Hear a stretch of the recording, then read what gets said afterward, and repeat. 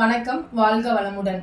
ராமாயணத்துல நம்மளுக்கு என்ன தலைப்பு பேச போறோம் அப்படின்னா, கல்லை பெண்ணாக்கிய திருவடிகளின் பெருமை. ராமருடைய திருவடிகளின் பெருமைகளை இன்னைக்கு நம்ம 3 காட்சிகளை பத்தி பார்க்க போறோம். தவமும் கோபமும் பெண்ணை கல்லாக்கியது, தயவும் குணமும் கல்லை பெண்ணாக்கியது. பாலகாண்டத்துல தாடகைங்கிற ஒரு சூழ்ச்சியை செய்யறவங்க, அவங்கள வதை செஞ்சுட்டு ராமர் விசுமித்திரோட காட்டுல வலம் இருப்பாங்க.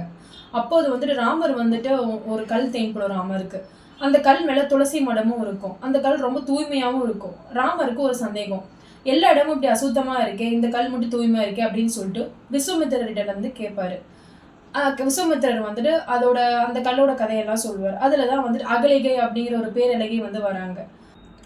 இந்திரன் சூழ்ச்சி செஞ்சதால தன் கணவர் அகலிகைக்கு கௌதம முனிவர் நீ கல்லா மாறிடு அப்படின்னு சொல்லிட்டு ஒரு சாபம் கொடுத்துருவாங்க.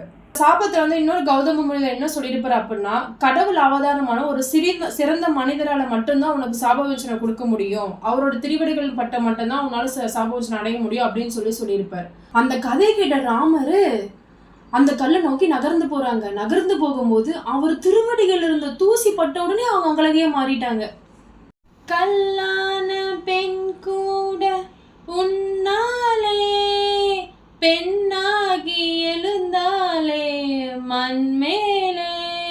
கல்லா இருந்த பெண் அகலகையா மாறணுன்னே அந்த அகலகை ராமரை பார்த்து என்ன சொன்னாங்க அப்படின்னா, ஆயிரக்கணக்கான வருஷமா ராமா ராமா என்று நான் தவம் செஞ்சேன். அந்த ராமரே எனக்கு சாபவச்சம் கொடுத்தது, என் கணவர் கொடுத்த சாபம் எனக்கு இப்ப வரமா மாறுச்சு, ரொம்ப நன்றி ராமா அப்படின்னாங்க. இரண்டாவது காட்சி படகோட்டி குகன். ராமர் தன் மனைவி தன் தம்மைங்களோட காவேரி ஆற்றுக்கு வரும்போது படகோட்டி குகனை பார்த்து, இக்கரையிலிருந்து அக்கறைக்கு போகணும், எங்களை கொஞ்சம் விட முடியுமா அப்படின்னு சொல்லி கேட்கிறார். அப்பொழுது ராமருடைய திருவடிகளின் பெருமை ஏற்கனவே தெரிஞ்சுக்கிட்ட குகன் அசுத்தமா இருக்க ராமருடைய பாதங்களை பார்த்துட்டு, கருணை கடலே, உங்கள் தூசிப்பட்டு பெண்ணா மாறின அகலிகை பத்தி எனக்கு தெரியும், அதே மாதிரி உங்கள் கால் தூசிப்பட்டு என்னோட படகு பெண்ணா மாறிடுச்சுன்னா என்னோட தொழில் பாதிக்கப்படும், அதனால உங்க பாதங்களை நானே சுத்தப்படுத்தி உங்களை படகுல ஏத்தி அக்கறையில விட்டுறேன் அப்படின்னு சொல்லிட்டு குகன் செய்யறார். மூன்றாவது காட்சி நம்ம ராமர் அனுமன் அவங்களுடைய உறவுகள் பத்தி தான். அனுமன் சீதையை காப்பாத்து அயோத்திக்கு ராமரிடம் சேர்ந்துடுறாங்க. அப்ப ராமருடைய வனவாசமும் முடிஞ்சுது. அப்போ பட்டாபிஷேகத்துக்கு ஏற்பாடு பண்றாங்க. பட்டாபிஷேகம் நடந்துட்டு இருக்கும்போது ராமர் உரையாற்றுறாரு. என்னன்னா, அனுமன் இல்லைன்னா இதெல்லாம் சாத்தியம் இல்லை அப்படின்னு சொல்லிட்டு அனுமனை பெருமையா பேசுறாரு.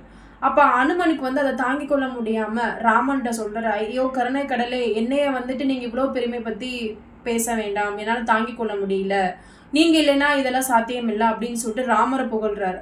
அப்போ அனுமன் என்ன பண்றாரு அப்படின்னா, உங்களோட திருவடிகள் மட்டும்தான் என்னோட நிரந்தரம், மற்ற எல்லாமே தற்காலிகமானது அப்படின்னு சொல்லிட்டு அவங்க திருவடிகளை பற்றி கொண்டு கீழே உட்காந்துடுறாங்க அந்த பட்டாபிஷேக புகைப்படத்துல. அதனாலதான் பட்டாபிஷேகம் நடந்துட்டு இருக்க புகைப்படத்துல எல்லாரும் நின்றுட்டு இருக்காங்க, அனுமன் மட்டும் உட்காந்துருக்காங்க.